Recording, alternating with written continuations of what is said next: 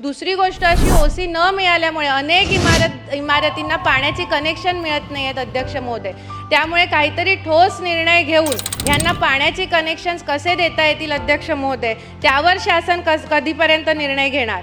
तसंच उत्तरामध्ये अध्यक्ष महोदय दिलेलं आहे की 25/7/2025 रोजी एक कार्यादेश काढण्यात आला ह्या CCOCच्या सर्वेक्षणासाठी, पण अजूनपर्यंत 7-8 महिने होऊनही किती ह्याचा सर्वे करण्यात आला आहे, हा सर्वे कधी पूर्ण होणार ह्याची माहिती दिलेली नाही आहे। ती माहिती अध्यक्ष महोदय सभागृहामध्ये देण्यात यावी। आणि ह्यावरती मी पुन्हा एकदा एक प्रश्न विचारते, स्पेसिफिक प्रश्न माझा, यावरती SIT लावणार का, अभय योजना सरकार जाहीर करणार का? जसा मुंबईमधल्या इमारतींना ओसी देण्यासाठी शासनाने अभय योजना लागू करण्याचा GR जाहीर केला, तसाच वसई विरार महानगरपालिकेसाठी सुद्धा हा अभय योजना लागू करण्याचा GR शासन काढणार का?